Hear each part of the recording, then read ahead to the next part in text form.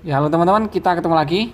Kali ini user kita adalah Samsung J2 Pro. Ini kasusnya panas kata si user dan nggak bisa dinyalakannya. Jadi ini mungkin bisa menjawab beberapa pertanyaan ya. Sedikit saja atau beberapa pertanyaan yang sering dilontarkan teman-teman kita di kolom komentar. Kenapa penyebab HP panas itu apa aja? Oke, ini adalah salah satunya. Kebetulan kita dapat pasien yang seperti ini.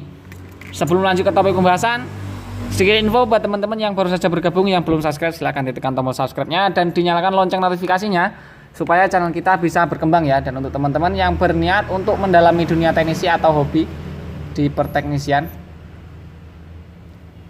bisa juga ikuti channel kita, buka channelnya, kemudian tab ke bagian playlist. Di situ ada playlist Ayo Jadi Teknisi. Jadi tentang alat-alat yang dibutuhkan teknisi dan cara bongkar pasang IC kita bahas di playlist yang itu ya. Jadi silahkan dibuka sendiri playlistnya dan ditonton sendiri videonya. Dan di semua video kita ini kita nggak bermaksud menggurui ataupun, jadi kita di sini niatnya cuma mau sharing saja. Oke lah, kita lanjut ya. Ini salah satu penyebab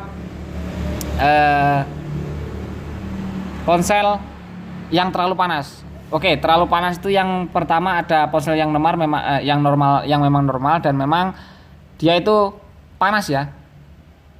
Walaupun panas tapi dia itu sebenarnya normal. Itu biasa terjadi di ponsel yang merek agak lama. Jadi waktu dulu itu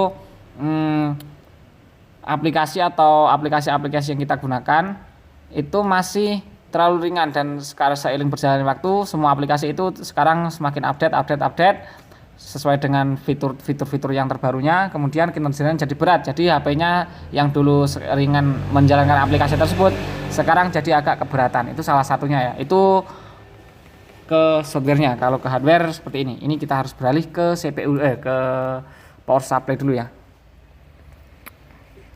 Oke, di sini kita menjelaskan pengecekan menggunakan power supply ya. Jadi kalau ponsel yang terlalu panas atau sedikit short itu biasanya harus dicek menggunakan power supply. Itu kalau dari saya ya. Kalau hafal dengan tegangan multitester, dicek pakai multitester bisa saja, tapi kalau saya lebih prefer ke power supply ini. Jadi kita analisanya dari situ. Jadi kalau dari Samsung ini coba kita cek ya. Kalau kita cek dengan power supply, misalnya dia naik tegangan sebelum tekan on off, itu berarti salah satu komponen ada yang short ya, atau yang konslet. Jadi kita harus benerin di komponen tersebut. Nah, sekarang kita coba, ini plusnya ada di pinggir sini, minnya ada di nomor 2 dari samping. Kita coba naik enggak. Nah, itu dari tegangan 4 volt ini ampernya langsung naik sedemikian rupa ya. Kalau kita raba di bagian sini mungkin ada yang panas. Kita cari. Belum terasa agak panas. Nah, di sini agak panas daerah sini. Berarti kemungkinan ada di baliknya dari mesin ini ya.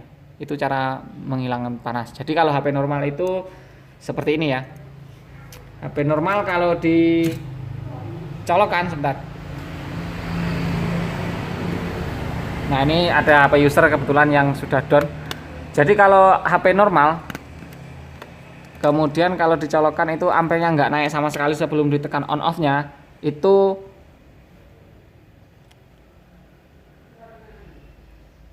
berarti dia benar-benar normal, nggak ada yang short. Sebentar, ini sambil susahnya ya Allah.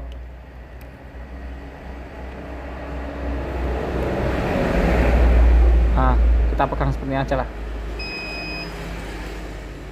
Nah, kalau ponsel normal seperti ini ya, walaupun sudah di tegangan min plusnya sudah di input, tapi di itunya belum naik. Jadi nggak ada yang naik. Aduh, ini kok copot-copot sih. Nah, kalau ditekan on tombol powernya ini ditekan, dia akan naik. Coba diperhatikan ya. Sebentar. Langsung naik seperti itu ya. Dinyalakan, ini nyala, kemudian naik. Oke, ini perhatikan. Kalau dari power supply seperti ini ya. Dari CPU. Ini meresponnya dari CPU kalau sampai logo di sini ya. Kita tunggu. Kemudian dari CPU ini lepas ke eMMC. Sebentar. Setelah ini baterainya selesai, kita akan coba jelaskan sedikit ya tentang kinerja dari ininya. Dan kita di sini nggak bermaksud menggurui atau apapun. Jadi kita di sini niatnya cuma mau sharing-sharing saja. Jadi kita mohon maaf ya, ini nggak bermaksud menggurui. Sekali lagi kita di channel ini cuma mau sharing-sharing saja. Oke, nyala ya. Nyapa wiwimu? Oke, jadi kita lanjutkan lagi ya. Tadi kepotong karena ada usernya. Jadi sedikit penjelasan saja. Ini nggak bermaksud menggurui sekali lagi ya. Kita cuma sharing saja. Jadi kalau kinerja IC power itu dari 0 sampai 02 ini IC power, 02 sampai 04 ini IC CPU, 04 sampai 08 ini IC eMMC. Jadi kalau sudah 02 di 04 ini sampai 8 ini enabler antara eMMC dan juga CPU ya. Dan kalau ditekan on-nya itu nggak goyang-goyang seperti HP yang normal tadi, yang ini cuma gantung di sini, itu berarti IC powernya. Kalau gantung di sini berarti itu CPU-nya. Kalau gantungnya di atas 04 ini berarti IC eMMC-nya. Nah, kurang lebih seperti itu ya.